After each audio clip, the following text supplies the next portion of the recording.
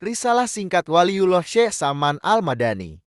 Syekh Muhammad Saman adalah Sayyid Muhammad bin Abdul Karim As-Saman Al-Madani Al-Hasani Al-Qadiri As-Syafai Al-Quraisy atau Gouts Az-Zaman Al-Walikut. Al-Aqwan Syekh Muhammad bin Abdul Karim As-Saman Al-Madani yang jika dirunut silsilah keluarganya sampai ke Rasulullah dari jalur cucunya Sayyidina Hasan.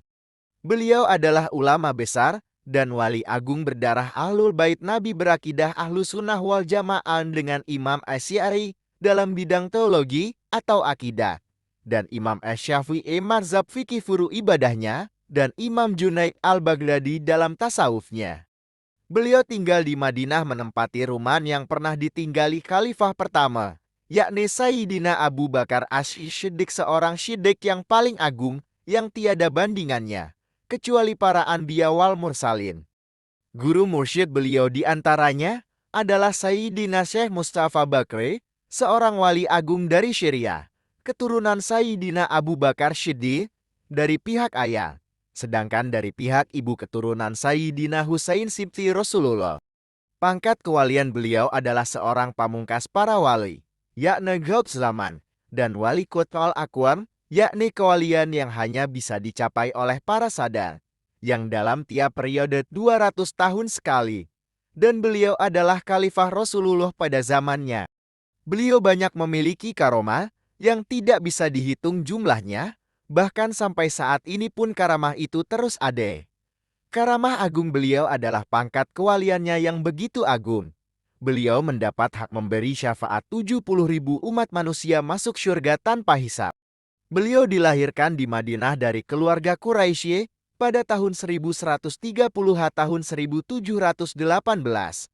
Kelahirannya ini pula bertepatan dengan wafatnya seorang waliullah yang lain, yaitu Habib Abdullah Al-Haddad, penyusun Ratib Al-Haddad. As-Saman tinggal di dalam rumah bersejarah milik Khalifah Sayyidina Abu Bakar Siddiq. Sejak kecil ia telah memperlihatkan tanda-tanda keistimewaan dan keganjilan dibandingkan teman-temannya.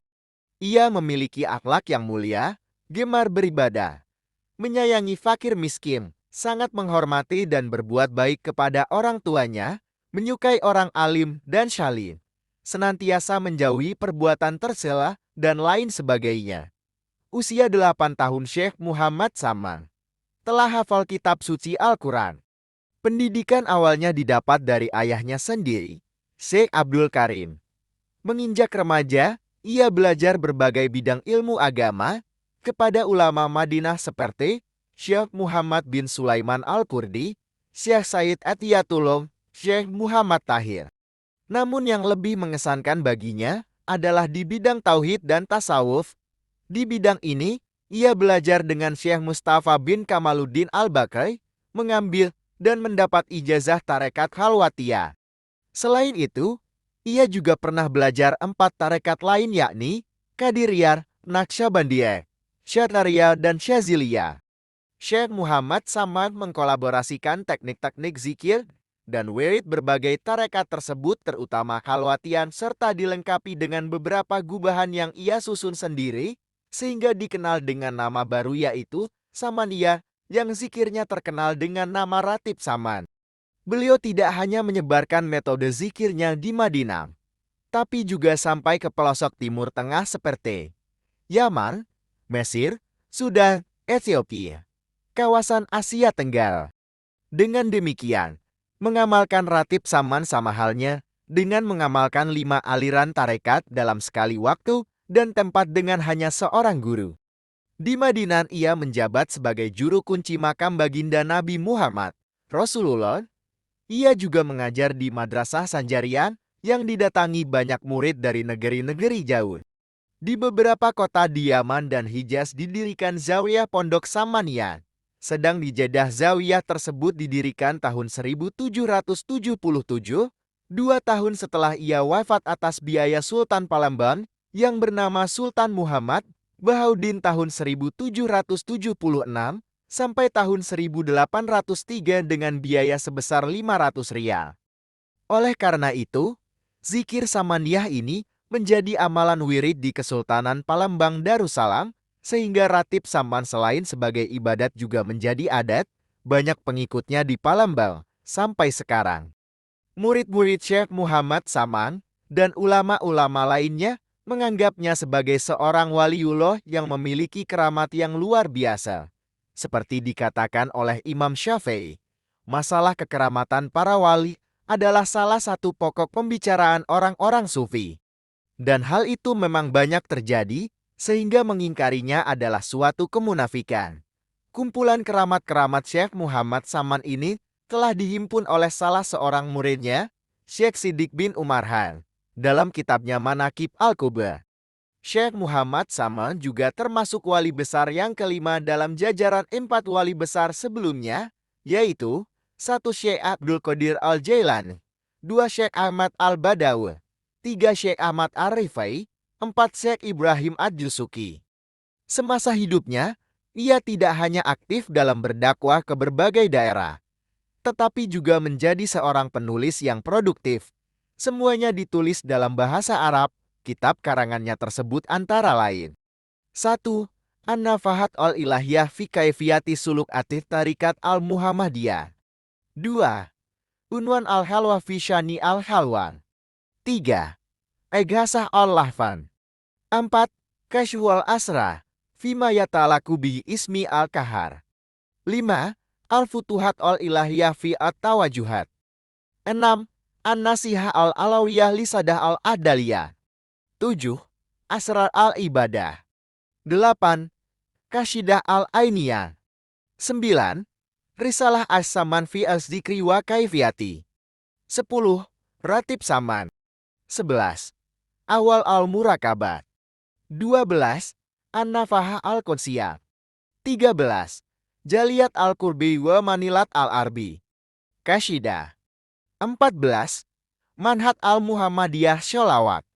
Syekh Muhammad Saman wafat di Madinah pada tanggal 2 Zulhijjah 1189 bersamaan 23 Januari tahun 1776.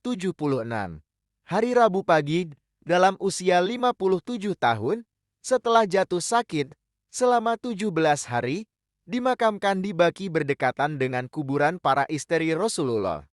Murid-murid Syekh Muhammad Saman di Indonesia cukup banyak, di antaranya Syekh Muhammad Arsyad Banjari atau dikenal sebagai Datu Kelampayan asal tanah Banjar Kalsel, Syekh Abdurrahman Misri, Syekh Abdul Wahab Bugis, Syekh Muhammad Nafis Banjar, Syekh Abdus Samad Al-Palimbani, Syekh Muhammad Muhyiddin Al-Palimbani dan Kemas Ahmad bin Abdullah. Sampai sekarang, Rotib Saman masih sering dibaca oleh masyarakat. Pembacaan ratib merupakan manifestasi rasa syukur dan ingat zikir kepada Allah. Di antara wasiat yang diberikan Syekh Saman Al-Madani adalah: 1. Berkata Al-Imam Al-Qutb Al-Ghauta Az-Zaman Al-Wali Al-Qutb Al-Aqwan Syekh Muhammad bin Abdul Karim As-Saman Al-Madani, tidaklah aku diangkat Allah menjadi Al-Wali Al-Qutb Al-Ghaus dan Qutb Al-Aqwan, melainkan aku selalu rutin membaca dan Allahumma firli ummati Sayyidina Muhammad, Allahumma arhamli ummati Sayyidina Muhammad, Allahumma asturli ummati Sayyidina Muhammad, Allahumma jurli ummati Sayyidina Muhammad. 4 kali berturut-turut setelah selesai sholat subuh, sebelum berkata-kata urusan dunia, dan dia istiqamah membacanya, maka ia menempati martabat fadilah kutub. Maksud beliau memberikan amalan ini ialah agar kita selalu bersatu sesama umat Islam dan sebagai umatnya Rasulullah. Janganlah ada iri dengki dan buruk sangka terhadap sesama sekalipun seseorang itu kelihatannya hina. Jadi membaca doa ini setelah sholat subuh dengan niatan mudah-mudahan semua umat Rasulullah diampuni Allah atas segala dosa, dimudahkan Allah untuk mengamalkannya, dan dengan harapan semoga hati kita dibersihkan dari segala penyakit hati seperti riang, ujub, takabur, sombong, iri, dengki, hasud, berprasangka buruk, dan sifat-sifat buruk lainnya. 2. Barang siapa mengambil thariqah kepadaku dan mengamalkannya, niscaya pasti ia akan mendapatkan rasa majzub di dalam dunia diambil oleh Allah. Akalnya yang basyariyah diganti dengan akal yang bersifat rabbaniyah, yakni diambil oleh Allah. Akan rasa punya wujud dan sifat dan af'al diganti dengan rasa adam mahtihah adam semata yakni tiada punya wujud, sifat, dan af'al melainkan haknya Allah, yang punya wujud hakiki, minimal di saat sakaratul maut. 3. Perkataan aku ini seperti perkataan Sayyidi Syekh Abdul Qadir Al-Jailani. Barang siapa yang menyerukan aku ya Saman, ya Saman, ya Saman di ketika mendapat kesusahan, niscaya aku akan datang menolongnya. Wallahu alam bisawab. Terima kasih.